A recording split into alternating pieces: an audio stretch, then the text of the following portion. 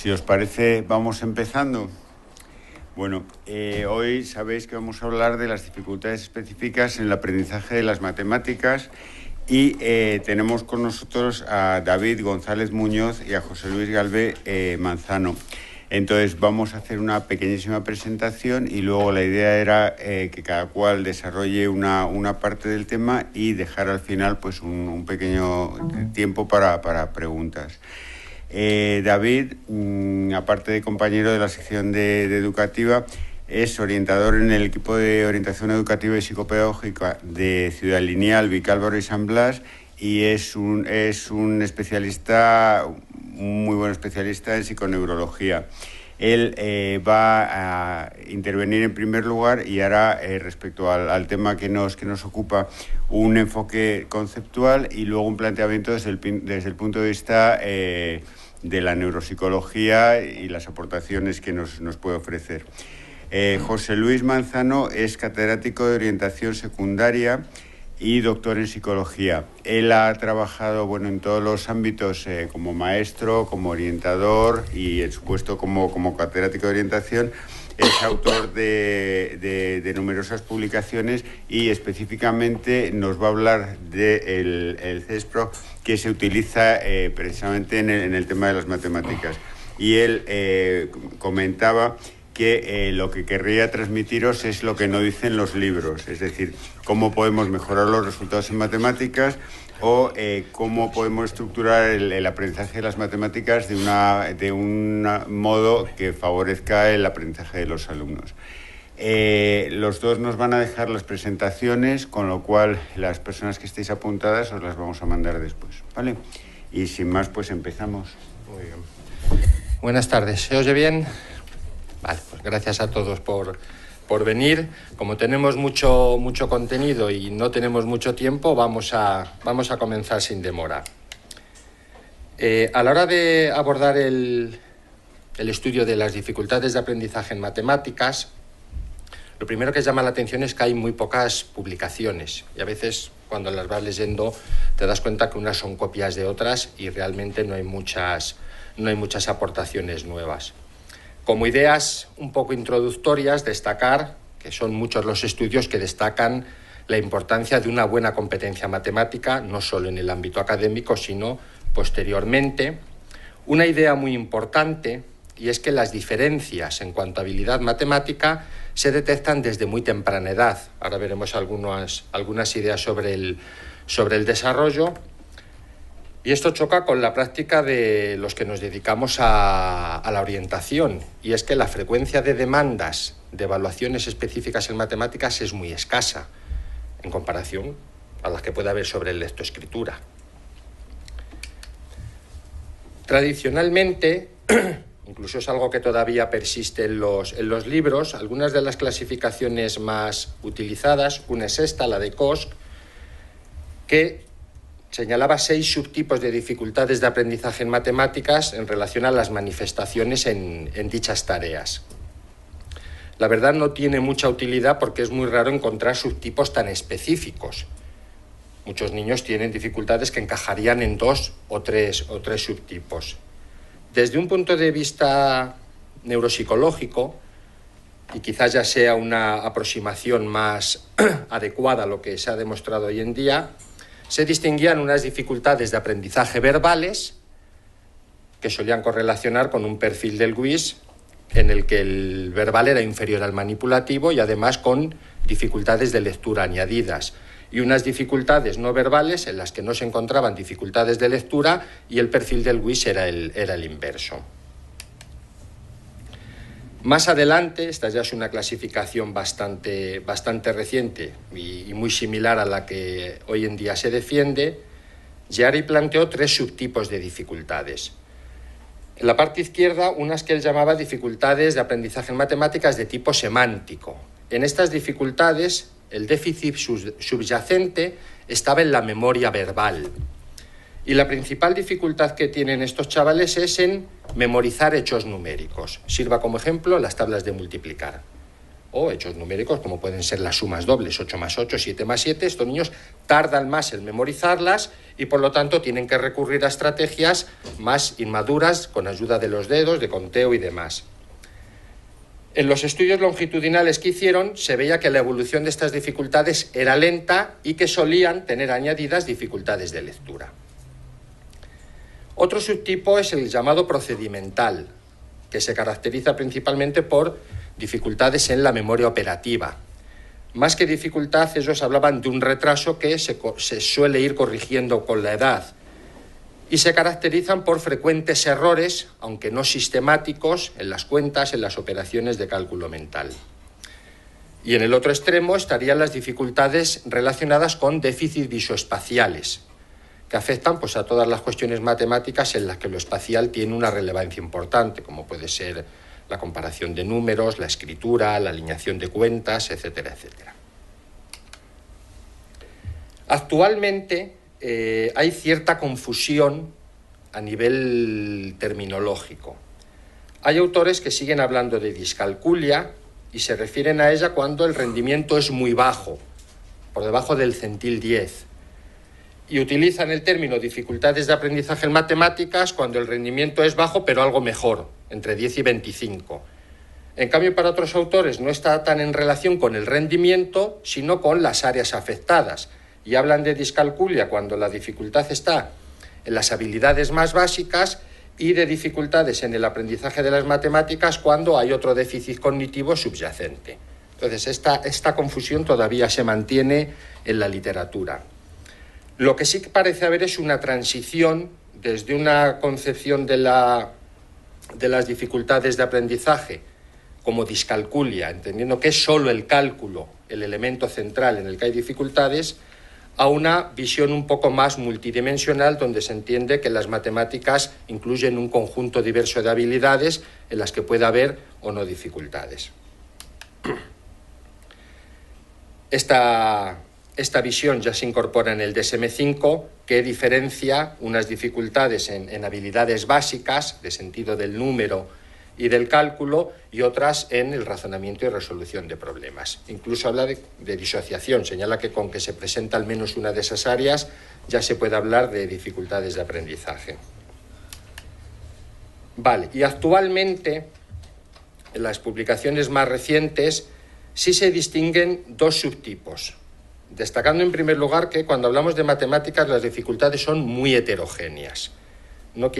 En la lectura, digamos, casi todas las dificultades responden más a un perfil de afectación de conciencia fonológica, etcétera, etcétera. Aquí es todo mucho más abierto y heterogéneo. Se distingue, por una parte, unas dificultades que están relacionadas con un déficit en lo que se ha llamado sentido del número, ahora veremos lo que es, que algunos llaman discalculia primaria.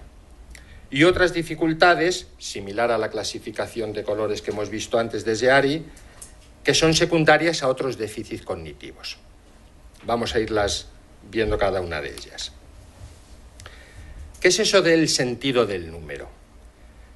Hay un cuerpo interesante de investigación que señala que los seres humanos heredamos de nuestros pasados animales una capacidad innata de reconocer pequeñas cantidades. Hay estudios con delfines, hay estudios con leones, como este que los incluyo aquí, en el sentido de que los animales de un golpe de vista son capaces de alguna manera de detectar el número de elementos de otros animales que tienen a la vista y en función de eso atacan o huyen, lo cual supone una ventaja a nivel evolutivo. Bien, pues esa misma capacidad es la que se ha demostrado que tienen los bebés y que se ha traducido como subitización, del término inglés subitizing. Lo que vienen a decir es que bebés de pocos meses son capaces de diferenciar pequeños conjuntos de una manera súbita, como de un golpe de vista. Esa capacidad, según los estudios de este autor que veis abajo, de Hein, es fundamental para el desarrollo posterior del sistema numérico verbal, que este ya es aprendido. Si el otro es innato, nacemos con él, el otro ya es aprendido y se desarrolla gracias a la ayuda del lenguaje. y ya permite operaciones de cálculo mucho más exactas y precisas. Y además contribuye a la capacidad de representarnos mentalmente la línea numérica.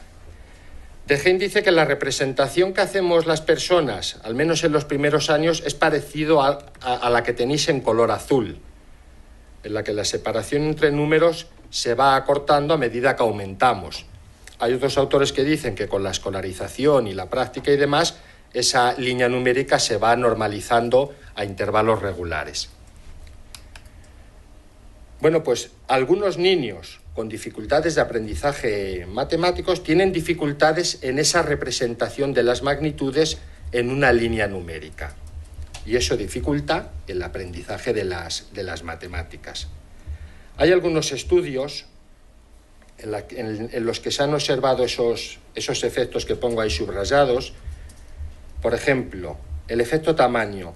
La comparación de dos números es más fácil cuando los números son más pequeños o cuando la distancia entre uno y otro es mayor.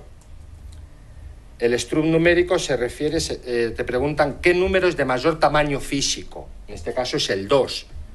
Los niños que no tienen dificultades, el que el 8 tenga mayor valor crea una interferencia, una especie de Strub con los números, mientras que el que tiene dificultades en matemáticas, ese 8, ese valor mayor del 8, no genera interferencia.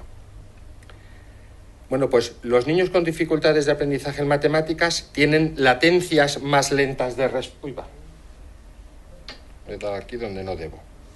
Los niños con dificultades de aprendizaje tienen latencias de respuesta más lentas y más errores en los dos primeros efectos y no presentan el efecto de interferencia del valor.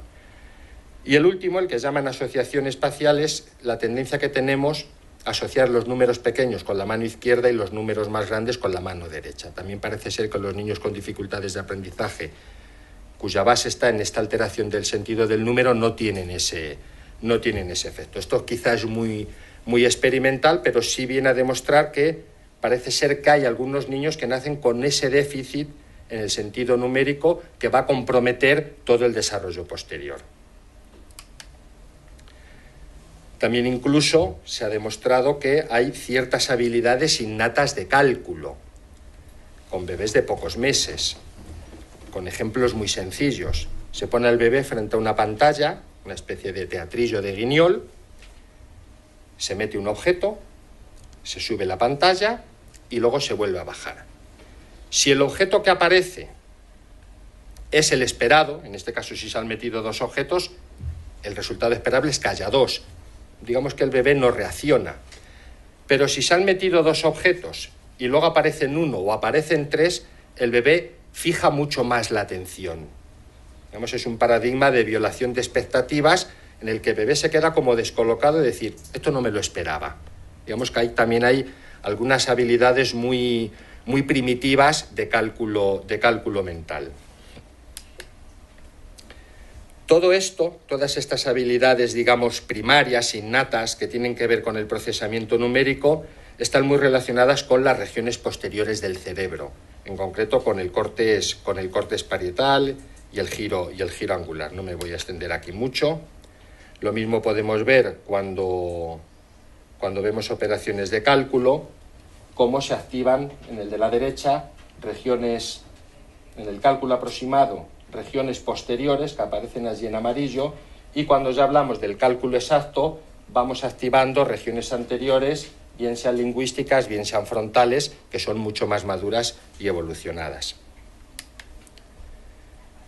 Bueno, pues cuando hay dificultades en este sentido del número, algunas de las posibles manifestaciones son las que tenéis en la parte de arriba.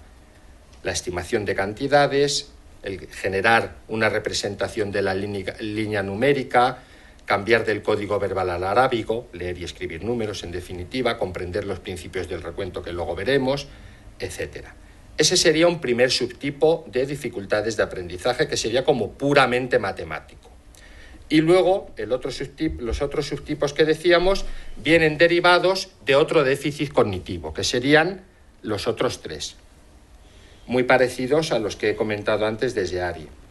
Cuando hay problemas de memoria, principalmente de memoria semántica, lo que vamos a observar son problemas para memorizar hechos numéricos. Antes ya he señalado las tablas.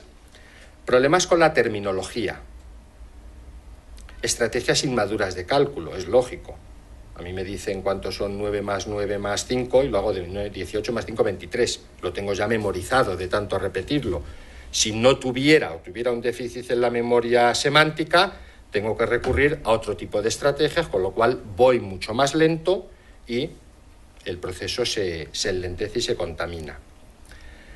Cuando hay dificultades derivadas de problemas en las funciones ejecutivas, puede haber dificultades en la comprensión de conceptos, de los procedimientos complejos, como puede ser una cuenta de dividir, no digo ya procedimientos más propios de secundaria, y dificultades en el razonamiento y la solución de problemas. Y en el último subtipo, cuando hay problemas visoespaciales, pues todo lo que tiene que ver con valor posicional de los números, ceros intercalados, números decimales, colocación de las cuentas y luego ya aprendizajes como la geometría, interpretación de tablas, de gráficos, etcétera, etcétera. Esta clasificación sí me parece útil, ayuda un poco a predecir por dónde pueden ir las dificultades. Pensar sobre todo, si comenzamos una valoración con una prueba cognitiva y vemos problemas de memoria o de funciones ejecutivas o visoespacial, pues eso ya nos ayuda un poco a planificar una evaluación de las matemáticas poniendo especial atención en aquello que esperamos que pueda haber dificultades. Luego las dificultades son tipo dificultades, pues no. Luego todo está un poco más entremezclado, pero a nivel didáctico esto nos puede servir de ayuda. Hasta aquí hemos visto, digamos, un planteamiento más cognitivo, neuropsicológico, si queréis, pero las matemáticas es algo que luego hay que aprender en el colegio. Es decir, y que desde pequeños vamos adquiriendo conocimientos en nuestro día a día y en el colegio. Por lo tanto, aparte de todos estos factores que hemos visto brevemente, que serían los dos recuadros de arriba, a la hora de entender una dificultad de aprendizaje también hay que tener en cuenta los dos de abajo. Y eso implica entender que un niño, con esas habilidades básicas con las que ya viene al mundo, por así decirlo, desde muy pequeño va teniendo lugar unos aprendizajes que se llaman informales. Y posteriormente, sobre esos aprendizajes informales o a la par que esos aprendizajes informales, va adquiriendo otros formales que son los que se enseñan en el colegio. La matemática informal se adquiere de manera natural. Ahora vamos a ver que son cosas muy básicas, muy simples y que casi todos los niños, digamos, consiguen. Uno de esos aprendizajes es el de los esquemas protocuantitativos. Son una especie de noción intuitiva que el niño adquiere en contacto con sus seres queridos y con los juegos, con los juguetes. Entonces adquiere nociones de más grande, más pequeño, más que antes, menos que antes, objetos que se dividen en partes. Y digamos que estos esquemas, este conocimiento que ya os digo muy intuitivo, sienta las bases para que luego el aprendizaje formal que se hace en el colegio encaje. El problema es que a veces lo que hacemos en el colegio no encaja muy bien con lo que el niño trae y se produce ahí un conocimiento un tanto en paralelo. La experiencia de contar es un progresivo acoplamiento entre la señal con los dedos y la etiqueta verbal. También es algo que los niños desde muy temprana edad van adquiriendo y perfeccionando. De manera que al final de la etapa de infantil, a título aproximado, el niño tiene que tener integrados estos principios de cómo se cuentan las cosas. Las cosas se cuentan siempre haciendo correspondencias. Un objeto, una etiqueta verbal. 1, 2, 3, 4, 5, siempre en el mismo orden. Y el último número que diga es el total de objetos que hay en ese grupo. Además, el principio de abstracción hace referencia a qué cosas se pueden contar y qué cosas no. Y el de irrelevancia del orden, que da igual el orden por el que empieces. Digamos que esto debería estar adquirido al final de la etapa de infantil.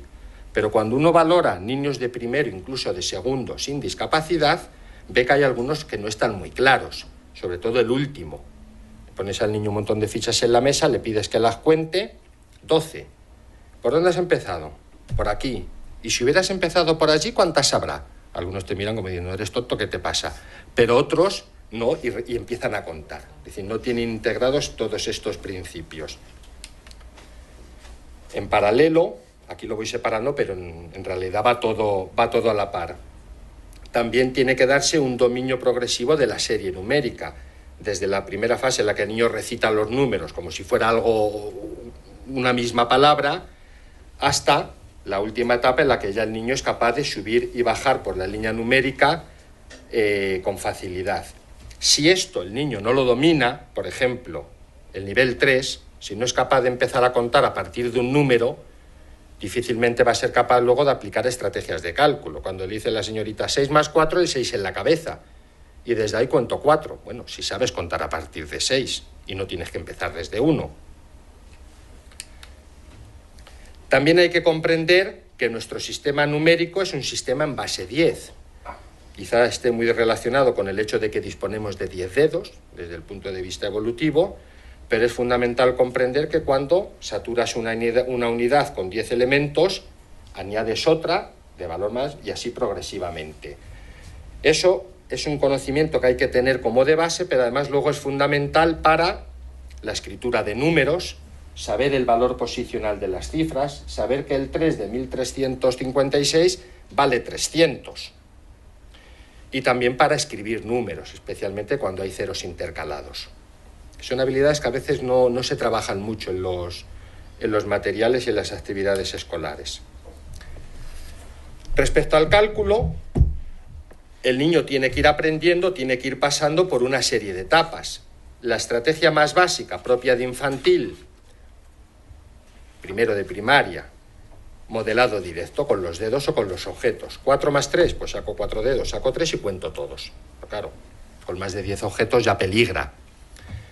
Estas son las que ya se enseñan en el colegio de una manera más o menos explícita, que es apoyarse en la serie numérica para contar. A medida que el niño va teniendo experiencia de hacer cálculos y de hacer cuentas, hay muchas operaciones que las memoriza. Aquí es donde el que tiene déficit de memoria se va a quedar estancado. Y a partir de ahí genera reglas. Si 4 más 3 son 7, 14 más 3 son 17, 40 más 30 son 70. Y ya en los últimos cursos de primaria, aunque hay niños que lo adquieren antes, hay que aprender a descomponer. 15 más 11, pues es lo mismo que 15 más 10 más 1. Descompongo el 11 como 10 más 1. Lo mismo en la resta. Y aquí es interesante luego cuando se valora a un niño, no solo ver el acierto. Por ejemplo, el niño A, en la operación 10 menos 4, dice 6. Pero lo ha hecho así, 10 y quito 4 y cuento 6. Mientras que el niño B, 10 menos 4 dice 7, porque ha hecho así, 10, 9, 8, 7. Se ha equivocado porque ha empezado en el 10, que no debería, pero es una estrategia mucho más madura que la del niño que ha acertado. Entonces no solo es ver el grado de acierto o error, sino lo que hay debajo. Y por último, aunque luego se aprende mucho geometría y otros conceptos, pero bueno, digamos que serían los problemas ya el nivel más elevado de desarrollo matemático. Y los problemas requieren la gestión, por así decirlo, de diferentes conocimientos, habilidades y procesos. Cualquier problema de matemáticas tú tienes que mantener en tu memoria los datos del problema, inhibir distracciones, tienes que planificar qué operaciones vas a realizar para resolverlo, organizar datos, monitorizar el proceso, tienes que recuperar los conocimientos matemáticos aprendidos. ¿Todo eso ocurre ahí en la corteza prefrontal? No. Lo que quiero transmitir es la idea de que el papel del funcionamiento ejecutivo en la resolución de problemas es fundamental. Aquí es donde van a tener muchas dificultades los niños del último subtipo que hemos visto, el de funciones ejecutivas. Y eso requiere aprender una serie de estrategias. Algunas se enseñan claramente en el colegio, otras los niños las van adquiriendo de una manera natural a base de experiencia. Lo ideal es que todas se entrenaran de una manera explícita en las clases de matemáticas. Y básicamente, hay más, pero básicamente serían 4 grandes pasos en la resolución de problemas: cada uno de ellos con una serie de estrategias que el niño debe utilizar. Los primeros cursos hay que ayudarles y guiarles mucho. A medida que avanza la escolarización, los niños las van interiorizando.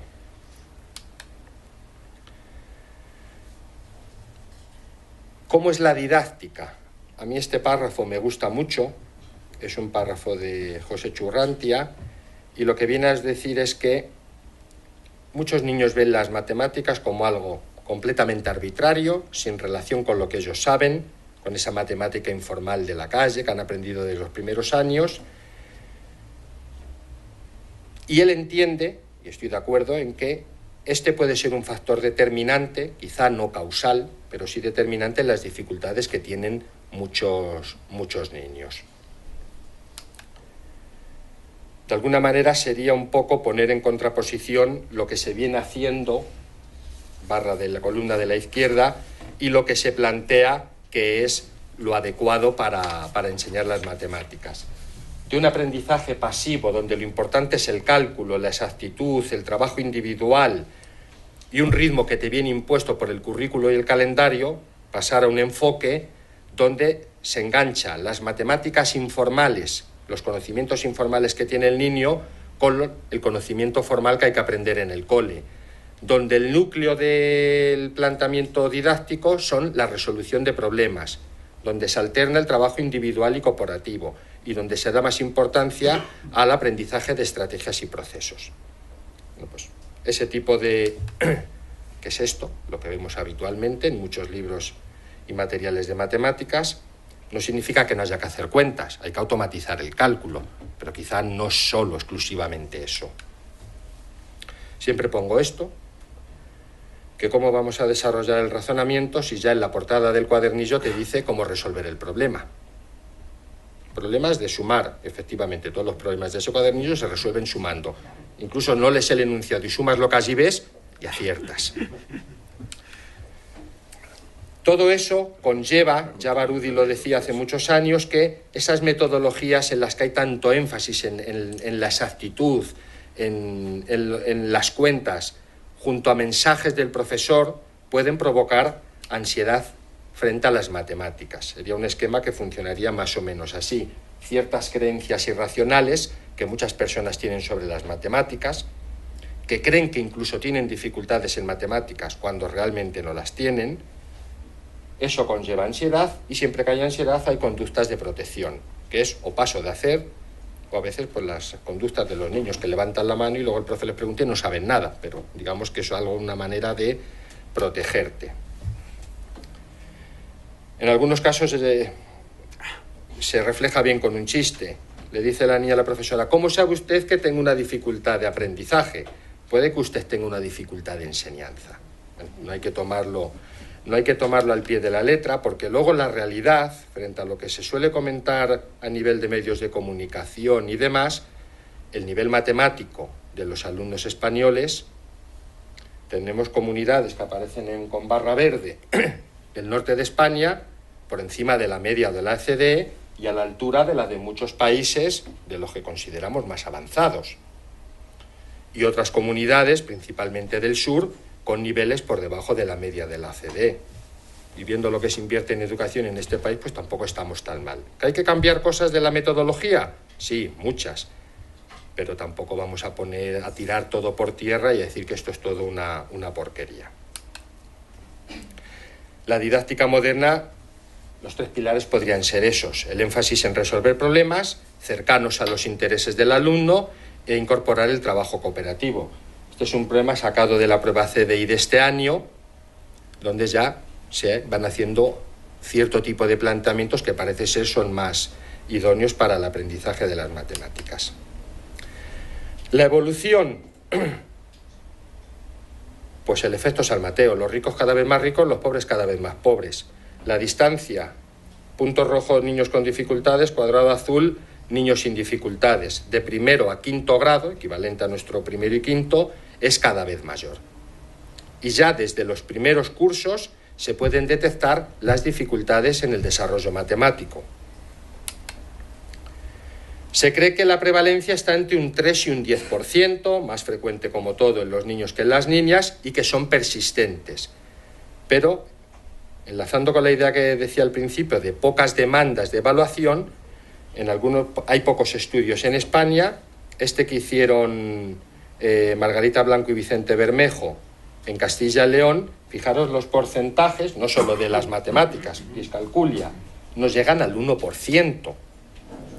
Quizá porque vinculamos mucho las dificultades de aprendizaje al desfase curricular. Y al final, un niño te aprueba el examen de matemáticas, a veces a costa de haber estado los padres machacando con él las tardes anteriores. Aprende unos procedimientos, no sabe muy bien por qué, y en el examen sale al paso y aprueba. Pero, ¿qué aprendizaje ha quedado ahí? Entonces, si vinculamos el dominio de las matemáticas a las notas, digamos, las notas enmascaran el dominio real de la competencia matemática que tenga un niño. De ahí la importancia de la detección temprana. Aquí os he recogido un instrumento que está bastante bien, es además divertido y curioso, que para niños creo que son menores de 7 años.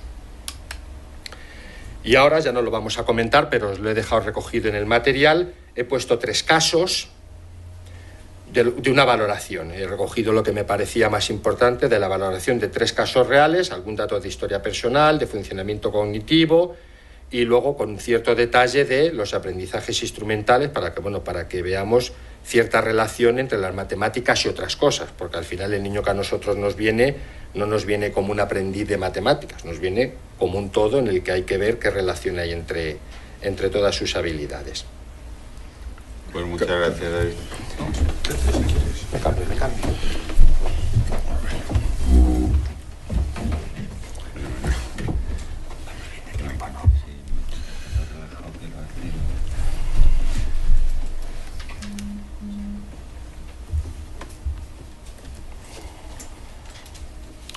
Bueno, buenas tardes. Como dicen en términos deportivos, me la ha dejado David votando. Primero, porque aunque os pueda parecer que estamos sumamente coordinados, nos hemos coordinado cuando hemos llegado aquí, aunque nos conocemos hace años. Y segundo, porque lo que ha dicho él lo voy a corroborar y lo voy a matizar, totalmente de acuerdo con él, pero me voy a ir a lo práctico. ¿Qué es lo que está pasando en las matemáticas? Voy a ir un poquillo rápido porque quiero dejar debate detrás mejor que exposición. Mira, yo empezaría a reflexionar, pero en vez de el coloquio que pretendía hacer al principio, lo vamos a hacer al final. ¿Cómo se enseñan las matemáticas en las escuelas? Es una cuestión para plantearse. Yo he sido maestro y he sido profesor de escuela de magisterio también. Y se enseña ahora peor que cuando yo aprendí en el año 70, aunque han pasado 50 años, con lo cual dice mucho de cómo están pasando las cosas. Después, cómo están construidos los libros de texto y los cuadernos de práctica, de refuerzos, esos que David decía que en la portada ya llevaban lo que llevaban. Pues vamos a hablar de ello. ¿Sabéis cuál es el bestseller de las matemáticas en este país? Los cuadernos de Rubio. Ese es el bestseller supermillonario. Luego hablaremos en algún matiz de ellos, que han hecho su función, pero para los de discalculia sirven poco. ¿De qué instrumento de evaluación disponemos? Muy pocos. Con los dedos de la mano cubro casi todo lo que hay en el campo de las matemáticas, validado, baremado y adaptado a población española, que esa es otra. ¿Qué influencia han tenido los estudios PISA, TIMSS, la OCDE? Pues veremos que casi ninguna, en la forma de eso. Si la formación que se da a los maestros sirve para trabajar las matemáticas, peor que los de hace 40 años. Y los psicólogos y orientadores, entre los cuales me incluyo, pues por ahí andamos. Bien, visto eso, fijaros en este problema. Si este problema se le planteas a cualquier niño, ¿de qué nivel consideres que puede ser este problema? De primero a sexto de primaria. ¿Cuál sería la respuesta, la solución?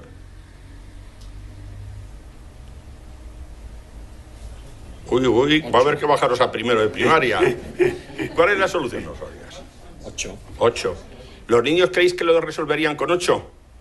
El 90% dicen 7, ¿por qué? Porque siempre pretenden resolver un problema mediante una operación matemática de una cuenta, y pican ostensiblemente ello. Pero si veis que no vamos a entrar mucho en él, cuando ya les planteas 2 cuestiones, aparece lo que David decía, el problema lingüístico. Entonces, primer mensaje, las matemáticas no son un problema de matemáticas, es un problema de lenguaje. Y muy concretamente, de las estructuras sintáctico-semánticas de los enunciados. En función de cómo esté presentado un enunciado, pueden abordarlo o no abordarlo. Y este tercer problema, pues veis ahí cómo está. Está copiado de un libro de texto, ¿eh? Empieza el enunciado con una pregunta y termina el enunciado con otra pregunta. Dices, qué mala leche tenía el que lo escribió. No sé si lo hizo con intención o con ignorancia, pero desde luego se las trae, porque la mayoría de los niños reciben los datos y al final le viene la cuestión o cuestiones, pero no empieza con una pregunta.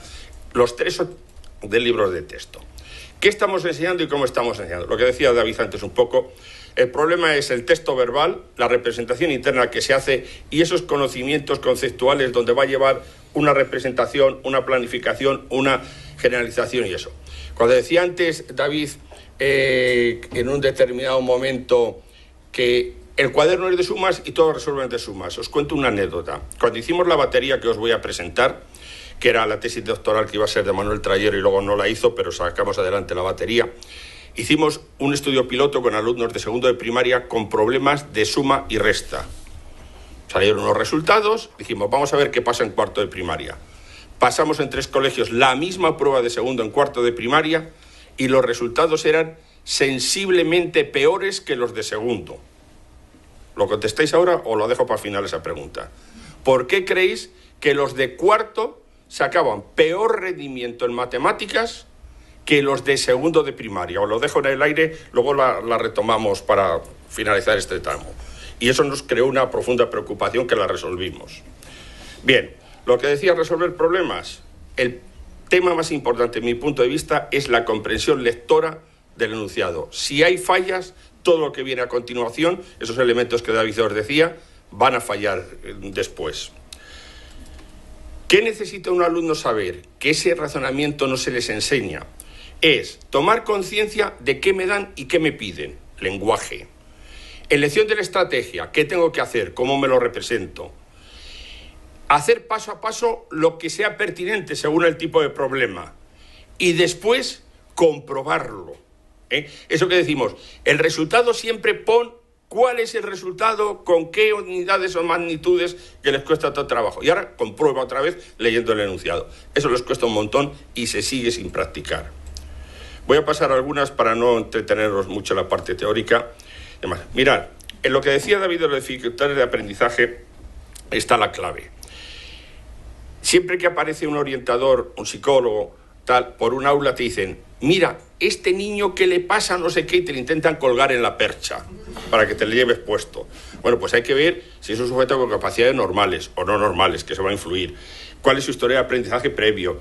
¿Qué nivel de lenguaje tiene? O sea, en suma, no se puede evaluar solo las matemáticas aisladas. Debe ir acompañada de otras cosas, que veremos ahora después. Este elemento también es importante. Mirad, yo hay una cosa que discrepo con todos los gobiernos. Yo empecé la enseñanza en el año 81 y he estado en todos los niveles de maestro, de orientador, en centros, cuando la reforma, en centros experimentales de la reforma, luego en equipos, luego en instituto, en la universidad. Y el gobierno siempre te vende que todo el mundo tiene que ser capaz de aspirar al graduado de educación secundaria como mínimo. Pues imposible de los imposibles, salvo que uno crea los milagros. Los que están de aquí para arriba, hacia la derecha, sí son candidatos y deberían llegar al grado de educación secundaria. Pero los que están en un cociente intelectual entre 70 y 90, lo que podríamos llamar una persona borderline, con bajas capacidades, esos chavales, cuando acaba sexto de primaria, llevan como mínimo 1-2 años de retraso, como mínimo. Con lo cual, solamente pueden repetir uno cuando inician la secundaria, que ya viene todo el razonamiento abstracto y todo caña en aprender. Llevan como mínimo 1 o 2 años y eso ya no lo recuperan ni locos. El profesor de instituto no es tan versátil como el maestro de primaria. Entonces esos chavales están prácticamente desahuciados. Yo no digo que no tengan derecho, he dicho que según funciona el sistema no tienen opción. Y ya los que son deficientes, que están menos de un CI de 70, que es aproximadamente un 2%, pues tampoco. Con lo cual nos encontramos entre un 10 y un 15% que a priori no van a llegar. Ahora, de eso a un 30-35 que estamos teniendo es otra cuestión. ¿Por qué? Porque las dificultades de aprendizaje ni en matemáticas, ni en lenguaje, ni en otras cosas se les puede dar respuesta en la escuela actual con los recursos y los medios que hay. No es culpar al maestro, al profesor, sino cómo está organizado y configurado. ¿Qué propondría yo para una evaluación integral? Pues unas pruebas de actitudes intelectuales, donde podemos tirar de un Buddy, de un EGF, de un Wechsler, una prueba de lectura-escritura, el Beacole, para eso soy yo, y me la pongo la primera, soy el autor. Otras pruebas que hay, que son de amistades mías, como el PROLEZ, el PROSEC, con José Luis Ramos, Cuetos, el ECLE, que es otra prueba de comprensión lectora específica que está en NEOS, el PRO, una prueba de rendimiento ortográfico, que está en CEPE, o el PAIZ, una prueba de aspectos instrumentales que está en CEPE, y el CESPRO en matemáticas, que es de las propias pocas que hay. Esto me lo voy a saltar para entrar a eso. ¿Qué problema nos encontramos en las matemáticas? Pues que hay 50.000 estudios, antes ha nombrado David Abermejo, Puri Fernández, que es otra persona muy conocida, otra serie de gente de la Universidad de Valencia, otra de Granada, que cogen un problema y le estrujan en múltiples artículos, pero no hay un estudio que diga estos son los de primero, estos son los de segundo, estos son los de quinto. Y el orden de aprendizaje es este seguido de este, ese. Eso sí os lo voy a aportar. Entonces, en esta gráfica tenéis todos los problemas de suma y resta, con el tipo de problema, la incógnita, cómo funciona y qué tipo de estrategia o incógnita tiene. En esta otra tenéis los problemas de multiplicación-división. Ahora os digo dónde están esos materiales y recursos para que podáis acceder a ellos. Y voy a ir directamente a la materia. Tenéis un ejemplo de cada uno de ellos. ¿Qué problema nos planteábamos en 1998? Que es cuando empezamos con este tema.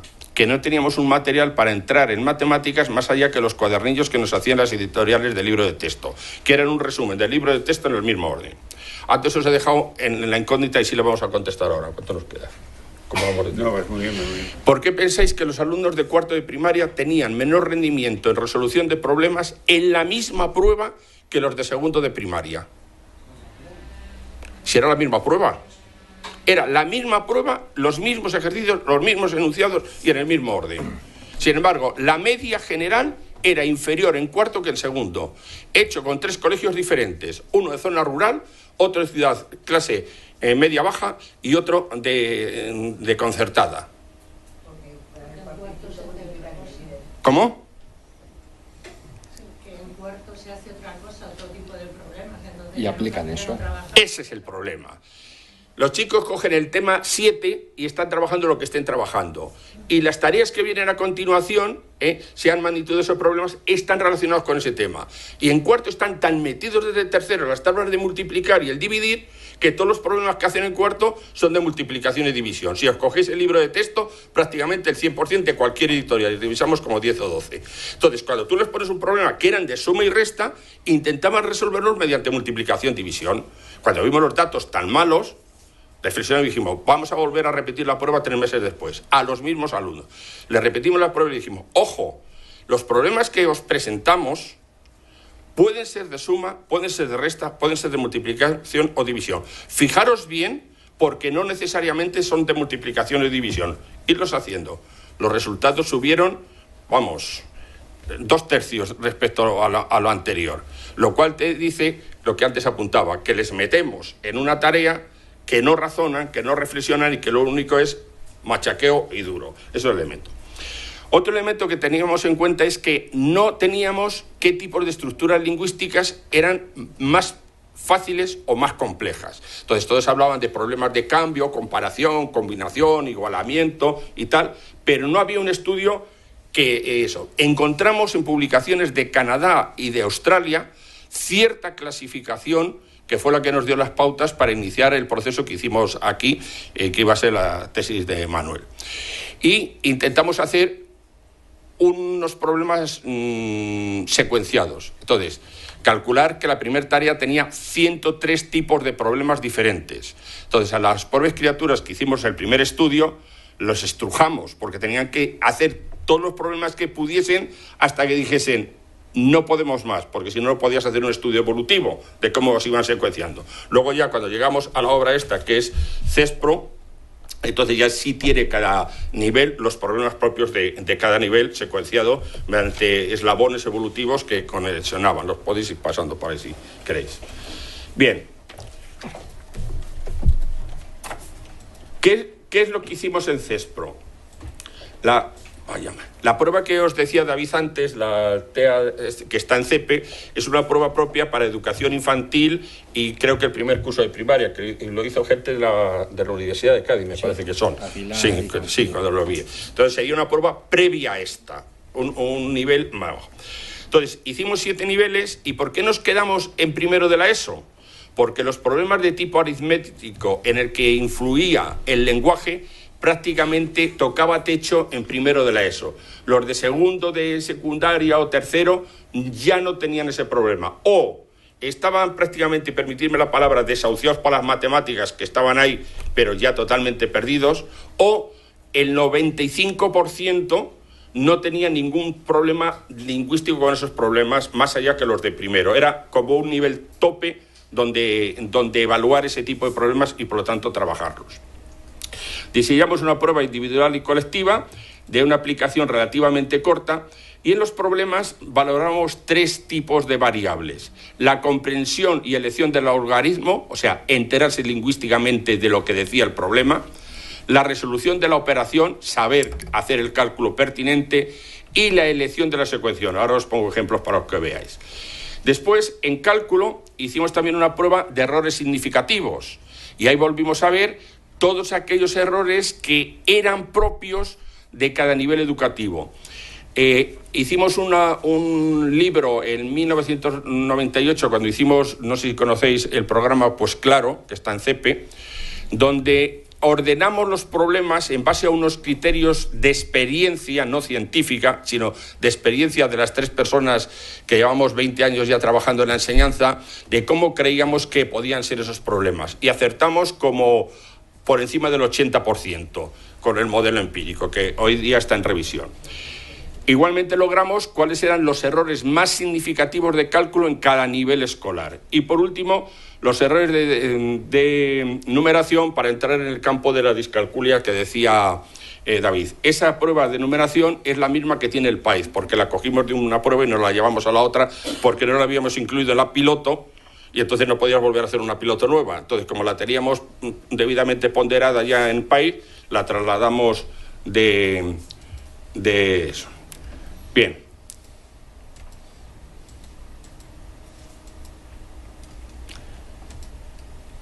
Mirad, eso sería una forma de presentación del problema de 2 formas. Cuando nosotros presentamos la investigación a los maestros, pues el primer problema, ¿sabéis cuál es? Que siempre que haces una investigación, el primero que se considera investigado es el profesor. Le dices que no te preocupes, que los datos son confidenciales, que te los voy a dar a ti, que vas a hacer lo que quieras con ellos, que esto no... Tal. Y le tienes que decir, durante la investigación no le ayudes a tu alumno, porque le soplan. Bueno, pues comparamos las 2 formas. No había diferencias significativas en el abordaje de los 2 tipos de problemas. El primero es el abierto típico que aparece en cualquier cuaderno al uso o libro, y el segundo no es tan habitual, donde se le da el mismo enunciado con 5 opciones de respuesta. Eso ni empeora, ni facilita, ni dificulta, pero sí le exige razonar la respuesta y elimina ostensiblemente el azar. Elimina ostensiblemente el azar con esa opción de respuesta. Y esta era otra opción, que es la que nosotros incluimos en los cuadernos nuestros, porque había una cuestión.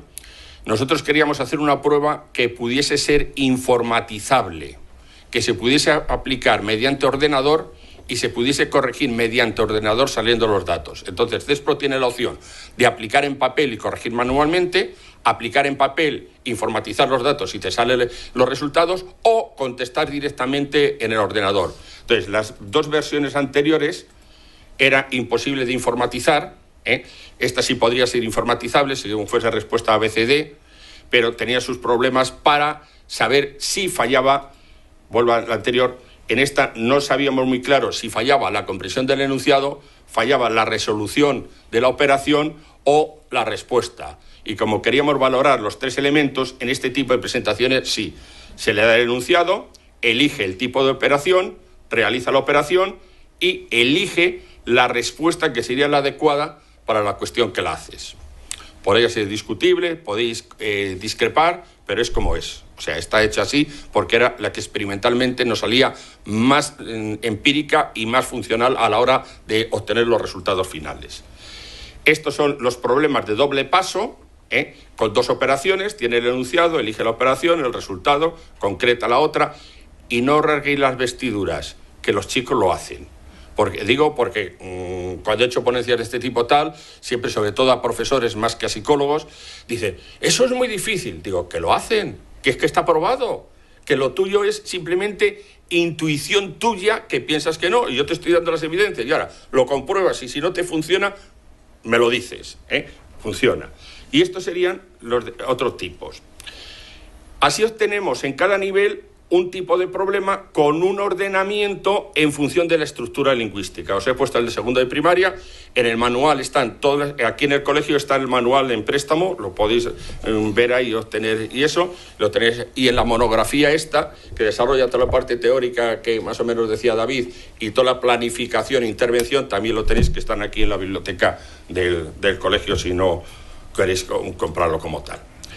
Entonces, ¿dónde están las normas de corrección? Pues, por un lado, la comprensión del enunciado, por otro lado, la resolución de operaciones y, por otro, la resolución correcta. Y al final nos sale el informe qué tipo de problema maneja adecuadamente, qué tipo de problema no maneja adecuadamente y dónde está el fallo. En si se produce en la comprensión del enunciado, o se produce en la operación, o se produce en la respuesta, o se produce en todas las fases del problema. Y en las operaciones nos encontramos con el siguiente dilema.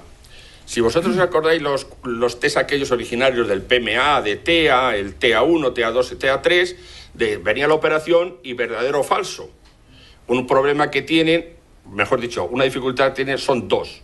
Uno, que los ítems no están creados jerárquicamente por dificultad, y que el otro, el azar, es de un 50%, de verdadero o falso. Entonces había que buscar una estrategia que redujese lo máximo posible el azar y que identificase el tipo de error. Entonces diseñamos esta estrategia, que era dos operaciones comparadas, y si la primera era correcta y la segunda incorrecta, la primera incorrecta y la segunda correcta, ambas correctas o ambas incorrectas. Pero cada uno obedecía a un patrón de error, no eran aleatorias soltadas las operaciones así. Hecho eso, nos salía en cada uno de los ítems, pongo esto para que veáis, pues por ejemplo, este 24 más 13 no era representativo de un error manifiesto, pero este sí. El error del cálculo al empezar por la izquierda resta incorrectamente el mismo dígito de la cifra del minuendo de forma repetitiva. Está puesto. Y las cuatro opciones de salida son estas. Si ha acertado las dos, le saldrá esta. Si ha fallado las dos, le saldrá la R2. Si acierta la primera operación y falla la segunda, le saldrá la respuesta 3, y si es la 4. Con lo cual, en la salida de datos te sale qué tipo de error tiene en cada tipo de operación. Las que domina y las que no domina. Y están organizadas mediante estudios TRI, esa es otra cuestión. En los test cada vez se es más exigente. Yo soy uno de los vocales de la comisión de test del Colegio de Psicólogos. No sé si sabéis que hay una página, en un apartado en la web del Colegio de Psicólogos Estatal, donde están las 50 y tantas pruebas que han pasado, como si dijésemos, el criterio de calidad mediante juicio de expertos, de corrección. Entonces, la única prueba de matemáticas que ha pasado ese control es esta, de CESPRO, en el momento. Y de las pocas que tiene estudios de TRI, ahora explico un momento eso, es esta, porque solamente hay 3 de las 50 y tantos. Normalmente se hacía teoría clásica de los test, donde se hacía análisis de ítem como mucho, un análisis factorial, si es que se hacía, que en muchas pruebas que dicen de inteligencia factorial no lo tienen. Os cuento una anécdota. Yo en el año 2001 escribí un libro con Carlos Ayala que era Evaluación e Informes Psicopedagógicos, 3 tomos de CP. Y hubo, lo voy a decir quién, el director de TEA en aquel momento, que me llamó al orden porque había puesto que el WIS no era una prueba factorial. Le dije, sí señor, lo digo y se lo repito. No es una prueba factorial porque no hay ningún análisis factorial que diga que los ítems que van a la prueba A y al factor 1 pertenecen a ese factor. Digo, igual que no lo es el BADIZ, que yo soy coautor. No es una prueba de inteligencia factorial, porque no se ha hecho análisis factorial. Pero es que ahora ya nos vienen apretando más los estudios internacionales y nos dicen que además de teoría clásica de los test, hay que meter teoría de respuesta al ítem, para ver la calidad de esos ítems. Y eso lo tienen muy poquitas pruebas, pero sí a partir de este momento os digo que cada vez irán apareciendo más. O sea, se exigen una mayor pulcritud. Y por último, aunque sea anecdótico, ayer me llega un correo de la Asociación de Orientadores de Málaga, que han tenido un curso de evaluación de discalculia y aparece una prueba que os la podéis descargar porque es gratuita, que muy bien, cojo, descargo la prueba, me pongo a ver la prueba, la veo, llego al final, que está el manual y todo, y tiene baremos. Pero en ningún sitio hay ni un análisis de nada, el análisis es inexistente. O sea, ni hay análisis de ítems, ni hay análisis de cada uno de los factores componentes, ni hay estudios de validez, ni hay estudios de fiabilidad, y todo un profesor de universidad pone a disposición de los docentes una prueba de matemáticas que es como si tiras un dado al alto y a ver qué te cae. Y encima con dinero público las 3 investigaciones que ha hecho para hacer eso, que ya te caes de espanto. La asociación del Málaga se llama AMOP, me parece que es. Con que pegáis Asociación de Orientadores de Málaga os sale, ahí tenéis la prueba y ahora os digo la prueba. Bien.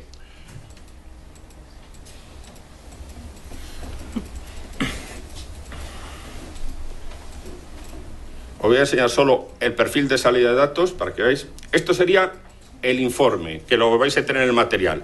Mirad, en el informe que sale para cada alumno, vamos a ver cómo lo quito esto. Bueno, a ver si así lo podemos ver. Ahí en la flechita del medio. ¿En cuál? En la flechita del medio de la barra. Vale, gracias.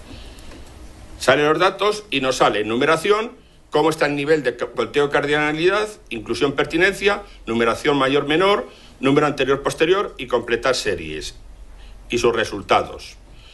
Después, en cálculo nos sale cada uno de los ítems si lo ha hecho correcto o incorrecto. Entonces te va identificando qué elementos tiene acertados y qué elementos tiene fallados.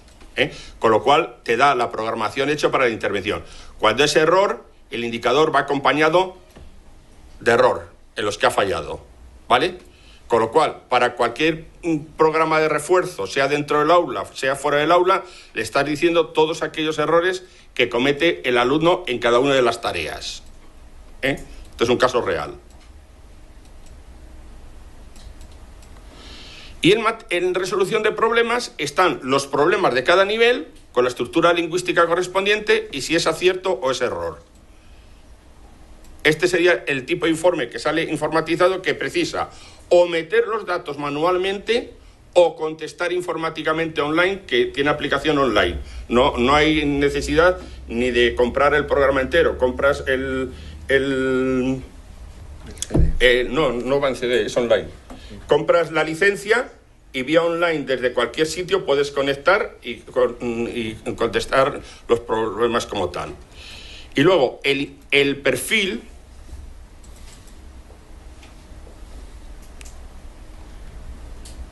sería este. Si no quieres un informe o quieres las dos cosas, pues te sale en resolución de problemas y están en 3 puntuaciones. Están en puntuación T, típicas, decatipos y percentiles. Pero están metidas en las 3 porque el sistema demanda los percentiles. Pero las pruebas de rendimiento escolar, de tipo académico curricular, no deberían darse en puntuaciones percentiles, porque rara vez son poblaciones normalizadas. Entonces, la mejor puntuación y más objetiva es en puntuaciones T. Pero no obstante, como la gente pide sobre todo percentil, pues hemos metido las 3. Puntuaciones T, decatipos y puntuaciones centiles. A elección, al abrir la pantalla, eliges eso y te saca el informe como quieras. Y ahí te está dando cuál es el resultado global en problemas y en cada uno de sus componentes. En comprensión, operaciones o elección de la respuesta correcta. Y después estaría... Ahí. No baja. Bueno, estaría cálculo y numeración, pero metidos como pruebas complementarias, porque nosotros concebimos la prueba como una prueba de resolución de problemas. Se puede pasar solo resolución de problemas, y si te falla en resolución de problemas en el apartado de resolución de operaciones, procede como mínimo a hacer la aplicación de operaciones de cálculo para ver cómo anda en ese tema. Si por el contrario, con la aplicación de la parte de resolución de problemas tiene unos resultados óptimos por encima del percentil 50, pues no sería necesario si no se quiere pasar eso. Y ha habido otra cosa que ha dicho David antes, que es verdad que figura en todas monografías internacionales del tema, de en qué percentil está el corte. Yo discrepo en dos cosas con esos estudios. Uno, que el corte creo que era de discalculia por debajo del percentil 5, me parece que era. Por debajo de 10, entre 10 y 25. Y 10 y 25. Yo ahí discrepo totalmente con una cuestión. Si dejamos por debajo del percentil 5, no nos sale con problemas en matemáticas, no estoy hablando concretamente del concepto de discalculia, ni el 1% de clase. Y mi experiencia en esto, que hemos hecho una investigación con 8.000 alumnos, 6.000 de España y 2.000 y pico de Perú, la prueba se ha hecho simultáneamente en España y Perú, es que todo el que está por debajo del percentil 30 en matemáticas, todo el que está por debajo del percentil 30 en matemáticas, las dificultades de aprendizaje que va a tener este campo son morrocotudas. Que cuando llega a cuarto de primaria y ya salta a quinto con fracciones, decimales, sistema métrico o unidades de longitud y tal, está ya perdido. Esos chicos, aunque repitan luego la tendencia que hay al finalizar sexto de primaria, no recuperan, se quedan ya totalmente eso. Yo creo que dificultades de aprendizaje muy significativas en matemáticas, llámele discalculia tal, sería del percentil 20 para abajo. Y dificultades algo significativas me arriesgaría hasta el 35. Con lo cual, todo el que globalmente puntúe por debajo del percentil 40, el pronóstico en matemáticas no va a ser bueno.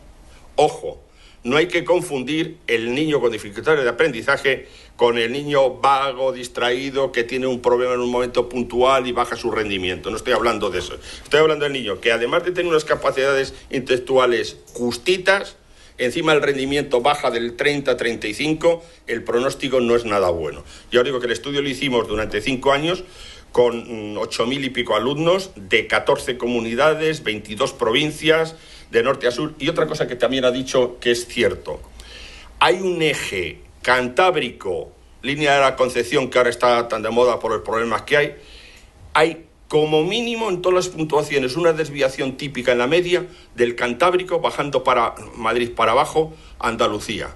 El rendimiento es muy inferior en la mitad sur de España y Canarias que en la mitad norte, excepto Cataluña, que nunca he conseguido una investigación, un colegio de allí. En 25 años que llevo haciendo investigaciones nunca he podido acceder, y no tiene que ver ahora con las connotaciones. Pero el resto de España, os digo que todas las comunidades hemos trabajado, y si yo aplico unos... Mira, me acuerdo, no os voy a decir la prueba, por no... Yo fui a Cádiz con la Junta de Andalucía a dar unos seminarios a todos los orientadores de Cádiz. Y en la línea de Concepción me dice un orientador, mire, ¿conoce esta prueba? Digo, sí, y al autor. Dice, es que la he aplicado y me salen el 75% deficientes, por debajo del percentil 20. Dice, ¿qué les digo yo a los maestros? Digo, no se lo digas. Digo, no se lo digas porque te comen. Digo, ¿tú estás seguro que la has aplicado bien? Sí, sí, sí. Fue en un separado durante la comida. Digo, pues eso tiene algo que decir. ¿Y sabe lo que tenía? Pues que cuando las investigaciones se han hecho sobre todo con población de la privada concertada, y si encima es del entorno de Madrid, eso no se parece ni a la línea de la Concepción ni a muchos otros sitios. Entonces, las muestras que tienen una prueba son muy indicativas de a qué población se la tiene que pasar. Y eso es una cosa que hay que mirar en los manuales, de dónde se han sacado las muestras que se suelen ocultar o disimular. Y luego, para que una muestra sea compensada en cualquier prueba que utilicéis, tiene que llevar 2/3 de pública y 1/3 de privada. Como esa muestra no sea bien distribuida, el sesgo de las puntuaciones puede ser muy significativo, y eso hay que tener en cuenta a la hora de aplicar. Entonces, eso lo tuvimos en estos elementos, Y desde luego, en la valoración, en la página del COP, donde está comisión de test, están las pruebas, está la valoración, los puntos fuertes, débiles de la prueba y demás. Entonces, si os parece, entramos en el debate y os voy a poner solo una transparencia para que de ella partamos, si os parece, la respuesta y el...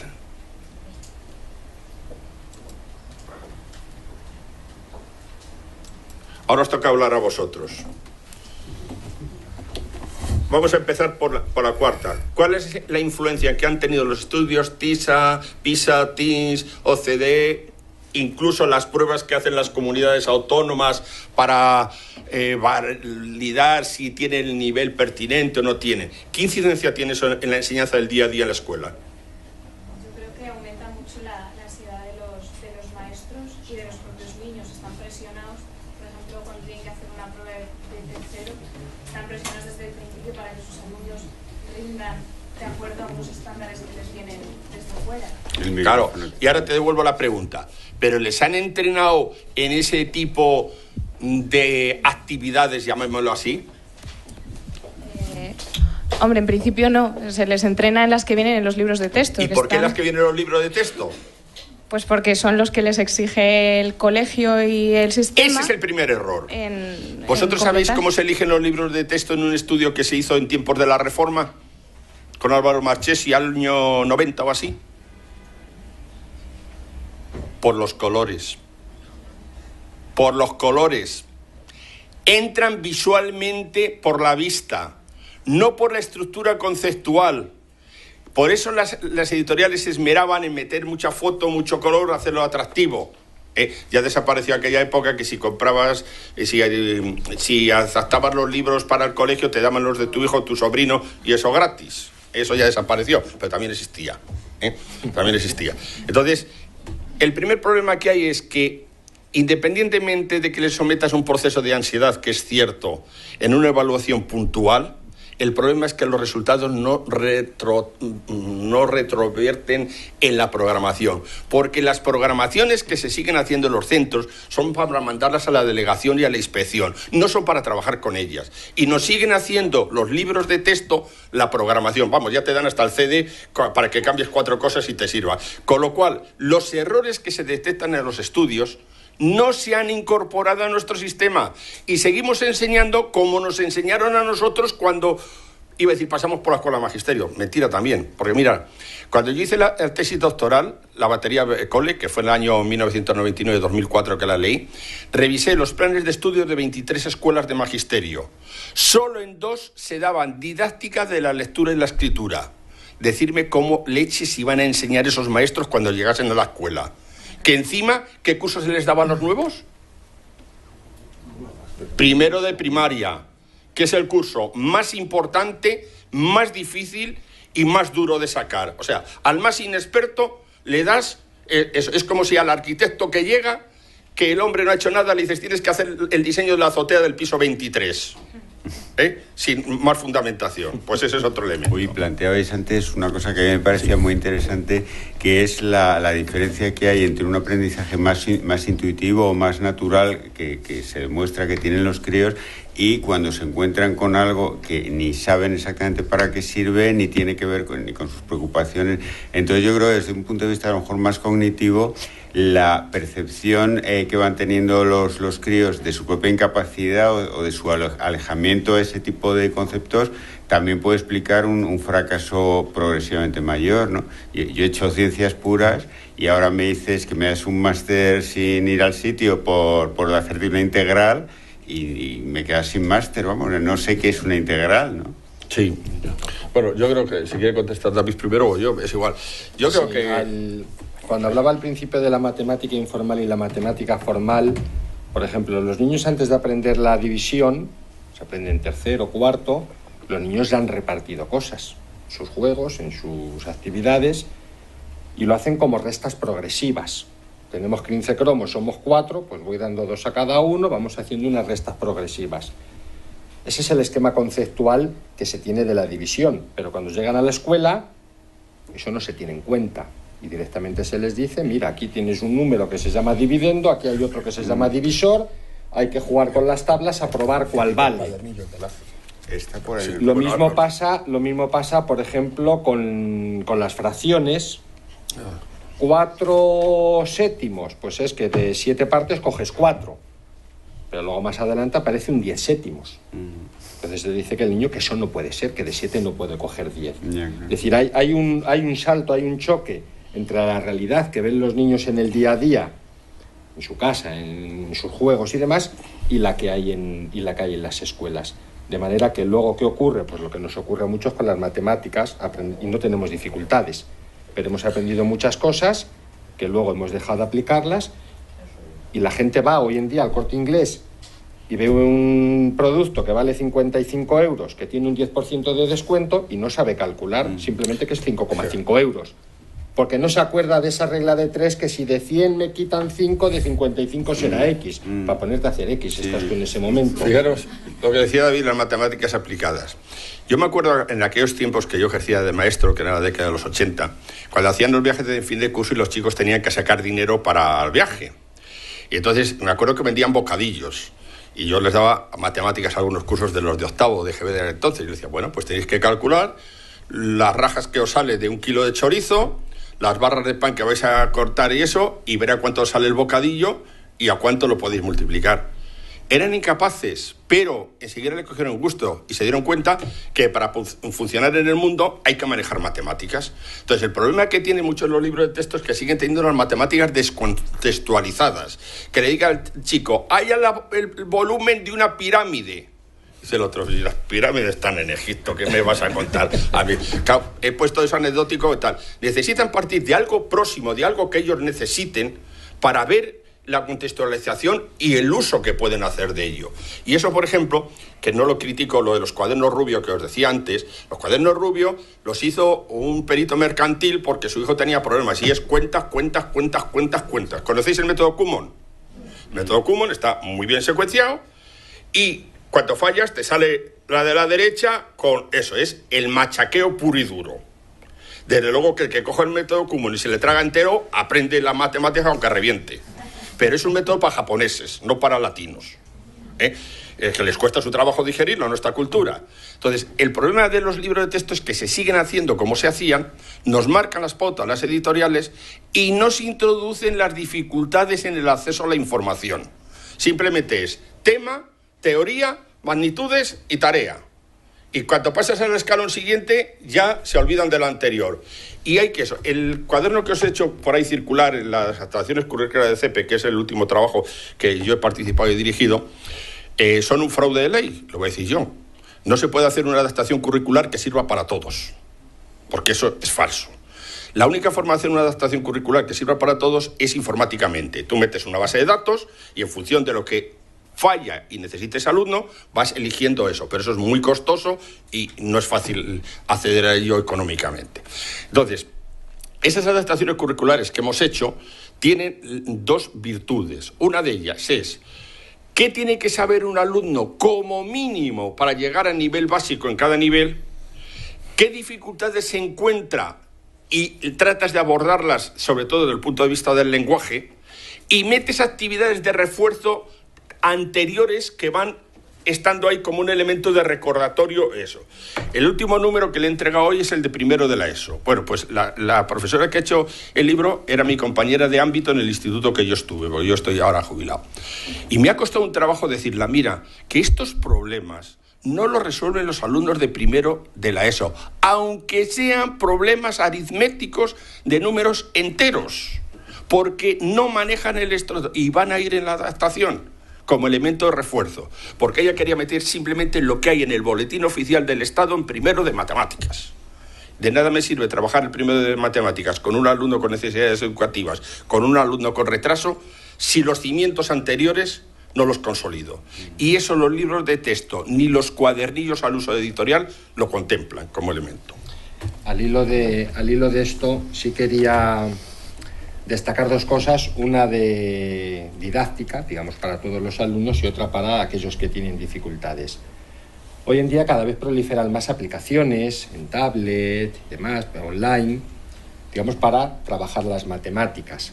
No hay muchos estudios que comparen la ventaja o desventaja de este tipo de métodos con métodos más tradicionales. Y quizá en la población en la que más estudios se han hecho de este tipo es con los autistas, que son, digamos, el paradigma de las dificultades de generalización. Bueno, pues algunos estudios que se han hecho demuestran que para adquirir ciertos conocimientos se comparan métodos online, tablet, digitales y demás con métodos manipulativos. Tanto uno como otro producen un salto muy significativo al principio en cuanto a aprendizaje. Pero cuando pasan varios meses y se compara a un grupo y a otro, el grupo que ha manejado materiales con las manos, material manipulativo, regletas, ábacos, fichas, cubitos, mantiene una buena tasa de recuerdo de lo que se ha trabajado, mientras que el que lo ha hecho en un plano, digamos, más digital, cae en picado. Así que al final el cerebro humano recuerda lo que hace. Y ahí parece ser que lo que tocamos, lo que movemos, los engramas motores que eso genera en el cerebro, facilitan mucho más el recuerdo que lo que hacemos de manera, por así decirlo, virtual. Eso en cuanto a cuestiones didácticas para todos los niños. Y para los niños con dificultades, relacionándolo con esos subtipos que señalaba al principio, muchos me imagino que trabajáis a nivel privado, en gabinetes o dais clases de apoyo y demás, hay que trabajar en los dos planos. Es decir, si un niño tiene problemas en las funciones ejecutivas, el trabajar muchas fichas de planificación, hacer laberintos, colocar piezas, está bien y hay que dar un empujón en ese sentido con ese tipo de actividades. Pero al final lo que nos interesa es que planifique un problema de matemáticas, una redacción o cualquier cosa. Entonces no puedo quedarme en ese nivel de fichas y de tareas como muy aisladas y descontextualizadas. Eso puede servir para un primer paso de estimulación, pero enseguida me tengo que ir a las tareas. Lo mismo pasaría con lo visoespacial y lo mismo pasaría con la memoria. Si tú tienes un niño con problemas visoespaciales graves y lógicamente los va a tener en matemáticas, hay que trabajar lo visoespacial, pero por mucho que tú trabajes lo visoespacial, los números no se recolocan automáticamente en la cabeza. Una vez que he hecho esa primera fase de trabajo en el déficit concreto, tengo que meter contenidos curriculares y tengo que enseñar estrategias. Permíteme una anécdota. Fijaros, antes David habló en un momento de un ítem que era algo así como el 1 es más grande que el 7. El 2 y el 8. Pues fijaros lo que me ocurrió a mí. Cuando estaba diseñando Becole para las estructuras sintácticas oracionales, pues estábamos buscando qué tipo de ítems eran los más adecuados. Y entonces en la bibliografía en inglés vería ese ítem. El 1 es más grande que el 7. Entonces ponía un 1 así y un 7 así. El 90% de los normales decía no. Y un síndrome de Down de primero de primaria dice, no, profe, el 1 nunca puede ser más grande que el 7. Dice, sí, mira, Leo, si el tamaño es más grande. No, el 7 vale más que el 1. Lo que valía para uno normal, para el niño que era síndrome de Down, no. Y eso nos hizo que, por ejemplo, en las estructuras sintácticas en el Becole, en vez de trabajar conceptos que exigían semántica, como es ese, el 1 es más grande que el 7, metíamos la A empuja a la E, porque todos los niños conocían las letras. No les exigía un rigor semántico y sí tenía diferentes estructuras oracionales. Entonces, ojo cuando sometemos a un proceso de evaluación a un niño, ¿con qué le evaluamos y para qué? Porque lo que antes apuntaba, en Internet hay multitud de materiales que pueden hacer un daño aberrante. No voy a decir una cosa. Bueno, sí lo voy a decir ya.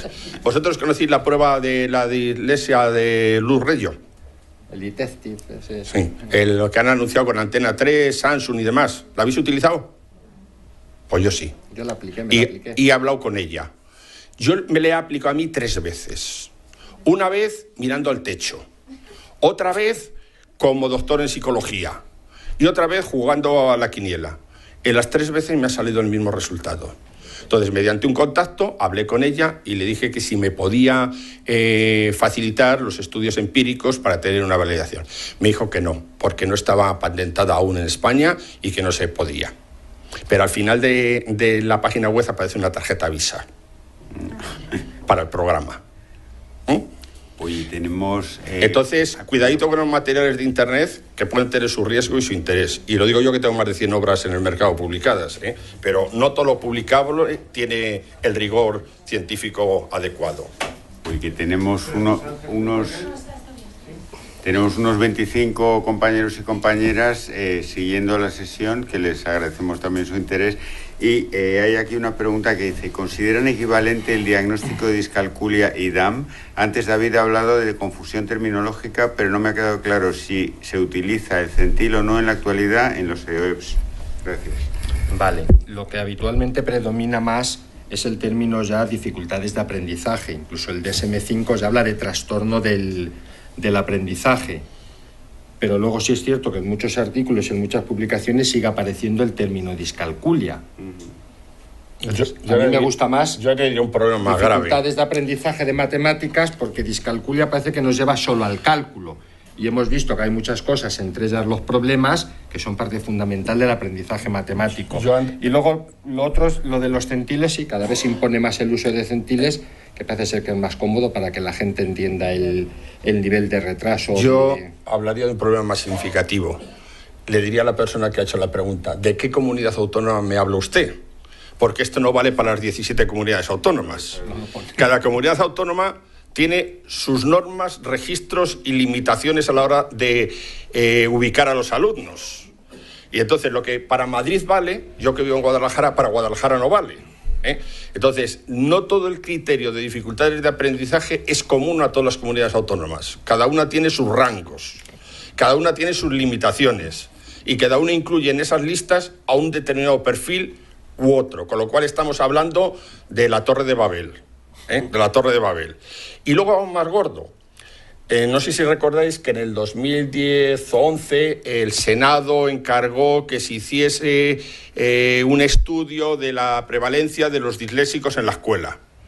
Cuando lo pidieron las comunidades autónomas, ni una tenía base de datos con los niños disléxicos que podía haber en la comunidad autónoma, con lo cual estuvieron estrujando a los orientadores y a los centros a ver de dónde salían los números. De hecho, es que nunca se publicaron los números reales, porque los niños con dificultades de aprendizaje no se les está atendiendo en el Estado español.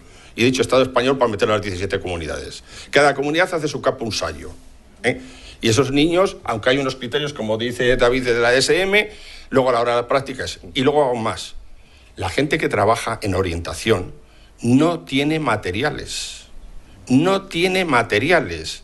Llevan como... Los que están en equipos como el Madrid aún les llega una dotación, pero los que están en provincias están trabajando con materiales fotocopiados, lo cual es ilegal, con materiales de hace 10, 15 años, o sea, no tienen recursos. Porque lo que la Administración les está pidiendo es una lista donde figuren los alumnos, no cómo han hecho la lista, ni cómo han evaluado al alumno, y luego aún más gordo. ¿Sirve el informe para intervenir después con el alumno? Pues casi nunca. De hecho, en muchos informes no aparecen las matemáticas, y si aparecen se limitan a la puntuación de aritmética del WIS, que no te dice nada. Tú no sabes por qué ese niño ha tenido ese rendimiento. Lo que sí parece que se está ahora viendo es, estáis hablando de centiles, un criterio para ver dificultad específica de aprendizaje son las desviaciones típicas, ¿vale? Si hay una diferencia de 2 desviaciones típicas entre la capacidad cognitiva y la competencia en matemáticas, en lectura o en escritura, ese alumno al menos presenta una dificultad específica de aprendizaje en ese área. Entre 1 y 2 desviaciones típicas es que hay, pues una dificultad leve. Si no lo hay, en principio, pues... Pero, Antonio, ¿con qué instrumento lo evalúa? Porque si es con las pruebas que hacen las comunidades... Bueno, lo que sí sé es que en distintas comunidades ese criterio sí se está utilizando. Por ejemplo, hay un documento de Andalucía en el que hay un protocolo que a mí me parece que por lo menos han trabajado bastante y han desglosado todo tipo de dificultades y los criterios para ver qué dificultad hay, qué nivel de intervención tendría que haber sobre esa dificultad, ¿vale? Yo creo que buscando dificultad de aprendizaje, Consejería de Educación Andalucía, lo podéis encontrar. Si no lo encontráis, escribir a la sección, que yo os lo puedo enviar porque yo lo tengo, ¿vale? Pero sí me parece que por lo menos es un documento que de alguna forma agiliza y concreta dificultad e intervención, ¿de acuerdo? Con las pruebas de las comunidades, hablo de forma global, también hay que verlo con pinzas, porque tampoco hay estadísticos de si los instrumentos que han utilizado están validados y ponderados. ¿Para qué vamos a engañarnos? Esas pruebas son unas pruebas de imagen política, no de eficacia práctica. Ya como no soy funcionario no me puedo expedientar. Pero antes lo decía igual, Antes lo decía igual. Antonio, que hace muchos años que me conoce, lo puede decir. Una cosita en relación a lo que ha comentado Antonio. Es cuando se valora a niños con discapacidad intelectual. A veces pensamos que por el hecho de que haya una discapacidad intelectual ya va todo en ese lote. Los criterios de exclusión de la DSM-5 parece que sugieren eso. Os planteo un niño de 12 años, con discapacidad intelectual, una edad mental de 8 y no sabe sumar y restar. ¿Eso le explica la discapacidad?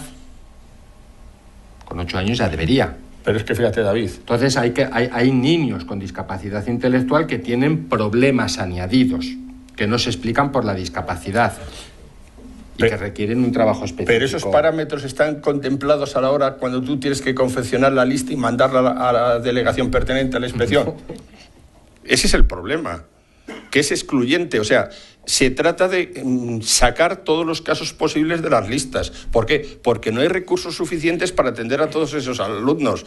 Y si tú lo diagnosticas, entonces un padre puede pedir la respuesta educativa pertinente para su hijo. No figurando en las listas, no es alumno susceptible de ese apoyo. Genera problemas. A mí, por ejemplo, hace poco me ha llegado un niño del País Vasco que estaba como acné, según su criterio de acné, con dificultades de aprendizaje, cosa que aquí no podemos. Entonces, pues luego todo ese tipo de variables más políticas pues nos condicionan a todo, porque estos niños al final son los grandes olvidados en la evaluación y sobre todo a la hora de ayudarlos. Y es triste tener que decir que al final en esto el que tiene dinero puede buscar la ayuda y el que no se fastidia y se aguanta como buenamente pueda, pero es la realidad. Un último matiz. Cuando hablamos de alumnos con necesidades educativas especiales o de una adaptación curricular, estamos hablando de un término alegal. Os digo por qué. Cuando llega el gobierno de Zapatero en el 2004, deroga la LOE y entonces todas las medidas pedagógica, ¿vale? Cuando llega el PP y hace la LOMCE, aún no se sabe qué es un alumno con necesidades educativas especiales o qué es una adaptación curricular. Y se está trabajando en el limbo de aquello que heredamos de la década de los 90 y cada uno salva el pellejo como puede. Pero estamos en este campo en una situación totalmente alegal. No he dicho ilegal, alegal. No hay una ley que lo regule. Y lo que es una adaptación curricular para Andalucía no tiene que ver nada con lo que puede ser para Madrid. Las mejores adaptaciones en términos conceptuales las ha hecho siempre la legislación del País Vasco. Con diferencia. Sacaron una joya en el 98-99 que era digno de estudio, que en el libro que hice yo de adaptaciones curriculares del 2004 están contemplados los modelos, que está en biblioteca. Sin embargo, desde entonces para acá no se ha legislado nada en ninguna comunidad. Con lo cual, yo hay gente que me pide asesoramiento, le digo, dile a tu inspector que te dé el modelo. Ya se acabó, ya no le presiona más. No existe modelo, no existe concepto. Y si te coge el concepto de la LOMCE, dice, está derogada. Está derogada. No existe. Con lo cual, en este campo hay un vacío legal bestial. Bestial. ¿Alguna pregunta más? Que estamos ya fuera de tiempo. Os he presentado y os estaba pasando cómo son las presentaciones. Como os he comentado al principio, los materiales se enviarán a las personas inscritas y el próximo día 11 de junio tenemos ya la última sesión del curso, que irá luego seguida de la asamblea de la sección educativa. Yo, como David es muy discreto, pues me atrevo a decir que tiene un magnífico libro que es Trastorno del aprendizaje no verbal, sí, que es uno de los aspectos que se ha estudiado muy poco, que no está en el DSM-5, corrígeme si eso, pero que es un experto en tema de trastorno de aprendizaje no verbal y que la verdad que es muy interesante. Y un matiz más. En la última revista que hemos sacado de COPOE, de la Confederación de Orientadores de España, tiene un artículo de David sobre ese tema. La revista la dirijo yo. Salió ayer el número 8. En la página de copoe.org tenéis 8 revistas donde está bastante tratados los temas de las matemáticas, el lenguaje y toda esta intervención. De ahí son de descarga gratuita y os la podéis descargar cuando queráis. Ahí tenéis 8 números. Donde se ha tratado las matemáticas en diferentes artículos, en la lectoescritura en diferentes artículos, tanto a nivel de evaluación e intervención. copoe.org, copoe.org. Ahí tenéis la revista, se llama Educar y Orientar, donde tenéis eso. Y en esta ha salido un artículo de David. En el 5, creo que era. ¿En el 5 fue? Ahora es el 8. Es el 8. Sí, ya fue en el... Pues no me acuerdo cuál era. Sí. Bueno, pues nos vamos con cosas muy interesantes y encima con material gratuito. Sí, no, y tanto en la monografía esta como en el manual de la batería está la programación de todas las operaciones por nivel de dificultad ordenada y todos los problemas por nivel de dificultad ordenados en los 6 niveles de primaria y el primer curso de secundaria. De ahí, de cara a una programación, puede ser interesante, sobre todo los que trabajen en intervención de apoyo, de refuerzo o en gabinete privado, les puede funcionar bastante bien ese tipo de planificación. Porque no está hecha intuitiva, está hecha empírica. Mirad, cuando decía antes de Bermejo ha sido el dios de las matemáticas en la Complutense, pero nunca ha hecho un listado de problemas o de dificultades graduados o secuenciados por orden. Es que eso no hay nada prácticamente en España, nada más que lo que hizo Trayero. O sea, no hay prácticamente nada. Bueno, pues gracias por venir.